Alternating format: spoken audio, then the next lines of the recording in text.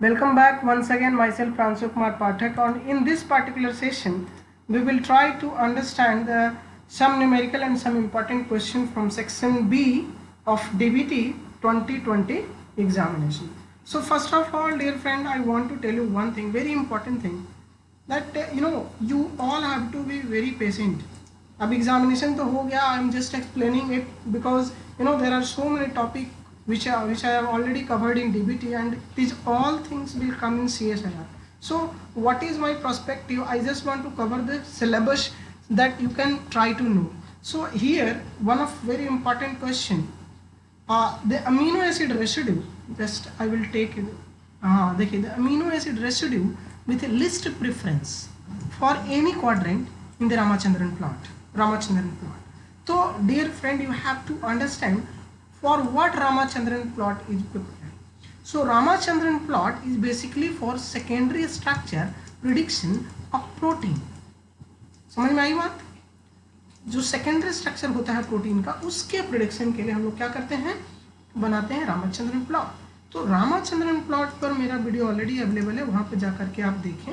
यहाँ पे क्वेश्चन पूछ रहा था which amino acid residue will have least preference. So try to notice in secondary structure which amino acid is not allowed.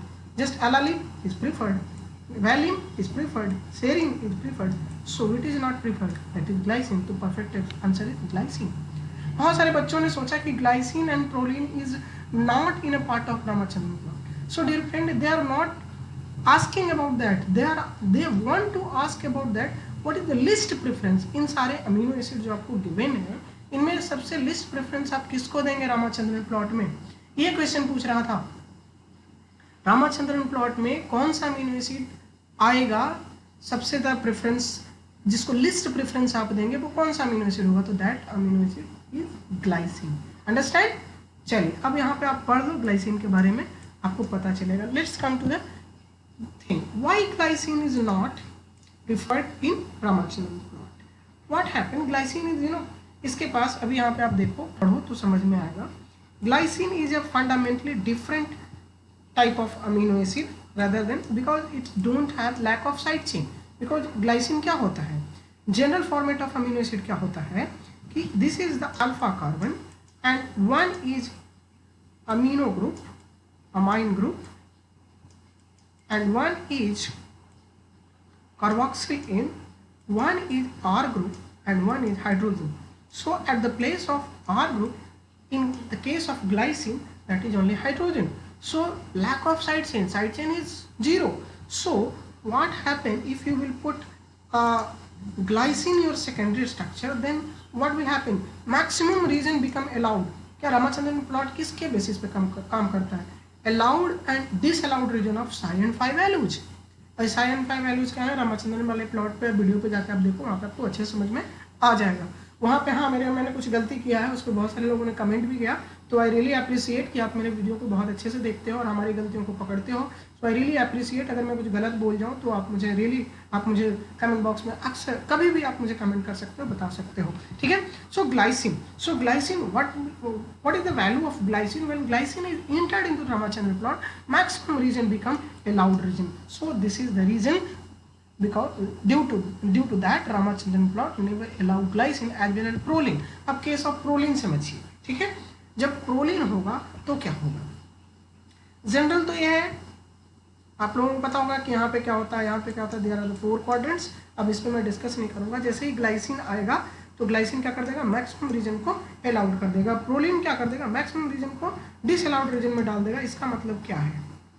इसका मतलब ये है कि if proline is your sequence, it will produce again steric hindrance, because this is a Wolsey type amino acid. So this is not a amino acid, this is a amino acid, because there is structure is also in proline there is a secondary amine, not a primary amine. और जितने भी structures मिलेंगे उनमें आपको primary amine मिलेगा, proline में आपको secondary amine मिलेगा. क्योंकि I am not discussing the structure. जब हम लाइव क्लासेस लेके आपके लिए आएंगे तो वहाँ पे आपको हम प्रोटीन स्ट्रक्चर बहुत अच्छे से सिखाएंगे. अगर किसी को कोई प्रॉब्लम होगा तो मुझे आप बताइएगा, ठीक है. चलिए, तो सेकंड क्वेश्चन जो बहुत इंपॉर्टेंट है, जिसे मैं आप लोगों के बीच में डिस्कस करना चाहता हूँ, that is from floral identity and flower development. तो development of flower is really very important. For that you have to understand some basic things. So अब आपको दिमाग में रखना है क्या, देखिए 5 different gene are known to specify the floral organ identity Arabidopsis thaliana. That is AP1, that is A patella 1, A patella 2, that is called as AP2, A patella 3 known as AP3, pistillata PI and A gammas that is called AG. ठीक है, इतना आपको याद रखना. AP1, AP2, AP3 and pistillata and A gammas. अब याद रखो gene A क्या करता है, जीन ए कोड करता है. अगर ए म्यूटेंट कर दोगे, gene A is not functional, then it's not going to produce sepal and petal. दिमाग में ये बात आप याद रखिएगा. ए म्यूटेंट हुआ तो सेपल और पेटल गायब हो जाएगा. और इसका जीन जो है ए का AP2 है. ठीक है, अब देखिए जब आप AP3 म्यूटेट करोगे तो AP3 और PI मीन्स पिस्टिलाटा, जब ए जीन बी को कोड करता है. AP3 एंड PI किसको कोड करता है, जीन बी को कोड करता है. तो mutation produce sepal instead of petal in a second whorl. So carpel instead of stamen in the third whorl. अब क्या होगा, कैसे होगा, इसको हम आपको बताएंगे. अब यहाँ पे कह रहा है प्लांट जब ए गैमस म्यूटेशन होगा तो that is called gene C. ठीक है, जीन सी का म्यूटेशन होगा. और इसमें जब जीन सी ए गैमस कहने का मतलब reproductive organ is not going to produce. In this case both stamen and carpel is not able to produce. So answer क्या हो जाएगा, आप ए गैमस म्यूटेंट कह रहे हैं. Which one of the floral whorls are absent in agamous mutant. तो आप देख रहे हो both stamen and carpel is not going to produce. तो right option is stamen and carpel. Sepal petal किसका म्यूटेंट है, ए का. Petal स्टेमन तो भाई ए गैमस का है, लेकिन पेटल कहाँ का है, ए का है. ए का है और बी का है. पेटल के बीच में एक्सचेंजेज होंगे.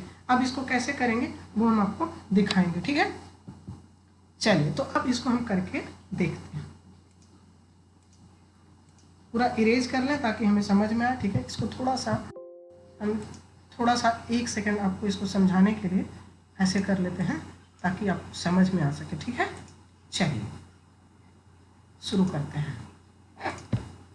क्या कह रहा है, सो देखिए. अब आपको समझने की कोशिश करनी है.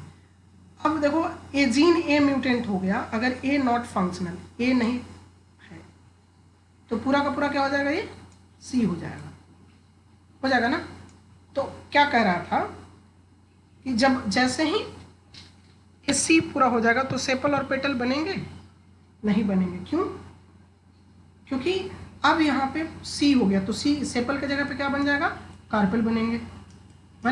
और यहाँ पे ए प्लस सी हो गया. अब सी प्लस बी प्लस सी क्या बनाता है, बी प्लस सी स्टेमन बनाता है. तो ए स्टेमन बनाना शुरू करेगा. देख रहे हैं, तो ऐसे चेंजेस होना शुरू हो जाएंगे. ये आपको दिमाग में बैठा करके रखना है कि कैसे कैसे क्या होगा. और इस पर अगर डिटेल वीडियो आपको चाहिए तो आप हमसे कहिएगा, हम आपको समझाएंगे. यहाँ पे बस आपको ये समझाना था कि एगैमस म्यूटेशन के कारण क्या होगा. ये पूरा एगैमस कंट्रोल करता है आपके जीन सी को, जो कि लैक हो जाएगा बोथ स्टेमन एंड कार्पल. इसकी आपको पता करना. तो ये थोड़ी सी हिस्ट्री थी, तो मैंने आपके सामने ला करके रखा है कि पहले ABC मॉडल था, फिर ABCD मॉडल आया, फिर ABCDE मॉडल आया. ठीक है, और तो ये सारे बहुत इंपॉर्टेंट है. इंट्रोडक्शन कैसे है, स्टेमन क्या होता है, कार्पल क्या होता है, ये सारी चीज़ें जब हम डिटेल वीडियो लेकर के आएंगे तब हम आपको वहाँ पे समझाएंगे. तो यहाँ पे आपको ये चीज़ समझ में आ गया होगा. तो thank you so much for watching this part. I will continue in this next session with some important numerical based question. So just wait and watch.